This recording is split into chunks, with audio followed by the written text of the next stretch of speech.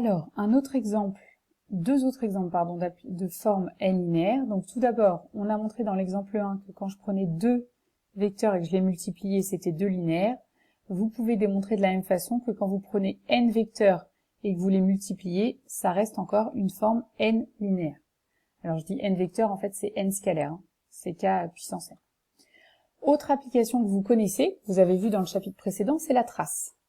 Donc on définit f dans mn de k, là il manque un n, mn de k au carré, défini par f de ab, c'est la trace de a fois b. Et bien cette fonction f est une forme bilinéaire sur mn de k, c'est-à-dire qu'elle est linéaire en chacune de ces variables. On va le démontrer dans l'exemple 3, pardon. Là c'est pas un 2, c'est un 3. Alors pareil, je me fixe une des variables, a, et je prends deux autres matrices pour appliquer la linéarité par rapport à la deuxième variable. Je prends également un scalaire. Et je dois calculer f de a, b plus lambda c. C'est-à-dire, la première variable est fixée, et je fais la linéarité par rapport à la seconde variable.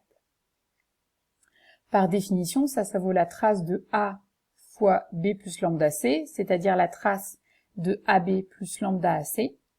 Sauf que la trace, vous l'avez démontré dans le chapitre précédent, c'est une forme linéaire. Donc la trace de AB plus lambda AC, ça vaut la trace de AB plus lambda fois la trace de AC. Autrement dit, F de AB plus lambda fois F de AC.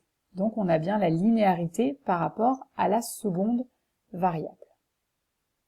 Ensuite, pour faire la linéarité par rapport à la première variable, cette fois on calcule F de A plus lambda B, C. Par définition, ça vaut la trace de A plus lambda B fois C. Et là, la trace, on a démontré que la trace de AB, c'était pareil que la trace de BA. Donc la trace de A plus lambda B fois C, c'est la même que la trace de C fois A plus lambda B. C'est-à-dire, en fait, c'est F de C A plus lambda B. Autrement dit, en fait, on peut dire comme ça, on verra plus loin la définition officielle, que la fonction f est symétrique. C'est-à-dire que, vous voyez dans la définition de f, en fait, le rôle de a et de b est symétrique. C'était parey ici. xy ou y fois x, c'est la même chose. Donc, puisque cette application, elle a cette propriété de symétrie, on se retrouve avec f de a plus lambda b, c qui est égal à f de c a plus lambda b, et la linéarité par rapport à la deuxième variable, on l'a déjà démontré. Donc en fait, du fait que la fonction soit linéaire par rapport à la seconde variable et qu'il y ait cette propriété de symétrie, eh bien vous avez que la fonction, elle est aussi linéaire par rapport à la première variable.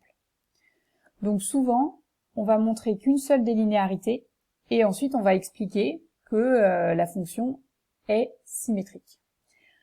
Donc cette fonction est bien une forme bilinéaire sur l'ensemble des matrices.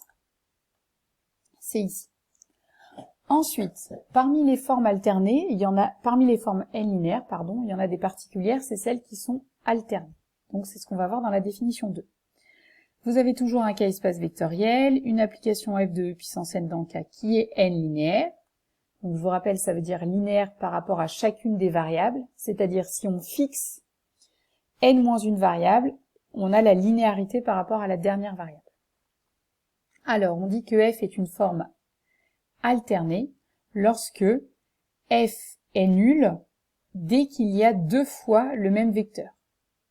Autrement dit, s'il existe ij avec x différent de j bien sûr, tel que xi soit égal à xj, alors f de x1, xi, xj, xn est égal à 0.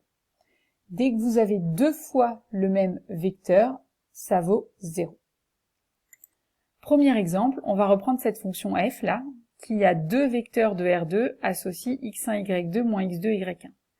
Cette fonction, on a déjà démontré qu'elle était bilinéaire, on va montrer que c'est une forme alternée.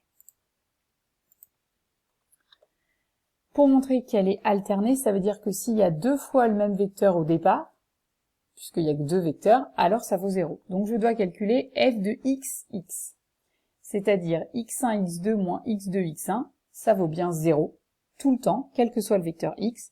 Donc vous avez bien que f est une forme bilinéaire alternée sur R2. Si jamais la fonction f, elle prend en entrée 3 vecteurs, Pour démontrer qu'elle est alternée, vous devez montrer que si c'est les deux premiers vecteurs qui sont égaux, ça fait 0. Si c'est le deuxième et le troisième qui sont égaux, ça fait 0. Et si c'est le premier et le troisième qui sont égaux, ça fait également 0. Okay, dans la définition, c'est il existe deux vecteurs égaux, mais rien dit ce sont les deux premiers, les deux derniers, le premier et le dernier, etc. Faites vraiment attention à ça. Alors, il y a un autre exemple de forme n linéaire alternée. Là, c'est pour commencer à vous expliquer d'où va venir la notion de déterminant. C'est pour calculer l'aire et le volume.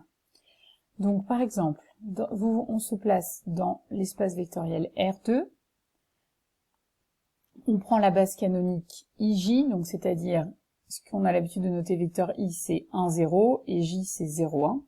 Et on va dire que le carré de côté 1 et 1, c'est-à-dire celui qui correspond au vecteur I et J, c'est ce qu'on va appeler une unité d'aire. Donc ce carré-là, on considère que ça vaut 1.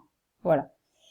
Et on définit la fonction f qui a deux vecteurs de R2, parce que E, c'est ce que j'ai appelé R2, à deux vecteurs de R2 associe l'aire orientée du parallélogramme UV. C'est-à-dire, vous dessinez U, vous dessinez V, ça vous permet de fabriquer un parallélogramme, et ce parallélogramme, il a une aire. En fait, comment est-ce qu'on fait pour calculer cette aire? C'est combien de fois est-ce qu'on peut mettre l'unité d'aire dedans. Et on met un signe plus si la base est directe, alors on reverra plus loin la définition de direct, et un signe moins si la base est indirecte. Eh bien, cette application-là, qui est définie comme ça n'a pas l'air très mathématique, parce qu'il n'y a pas de formule ici, c'est là où c'est compliqué, est une forme bilinéaire alternée. Dès qu'on aura une formule pour l'aire orientée, là, on pourra vraiment le démontrer. Pareil pour le volume. On se place dans R3 et on appelle unité, alors unité de volume, là vous le changez, le cube qui est construit sur le vecteur 1, 0, 0, 0, 1, 0, 0, 0, 1, c'est-à-dire un cube de côté 1, 1, 1, un cube de côté 1. Eh bien f, de nouveau, on l'a défini comme l'application qui a trois vecteurs de R3, parce que E, là, c'est R3, donc ces trois vecteurs sont des vecteurs de R3, donc vous imaginez, vous pouvez vous les représenter un peu dans l'espace. On associe le volume orienté. Eh bien pareil, cette application est une forme 3 linéaire alternée.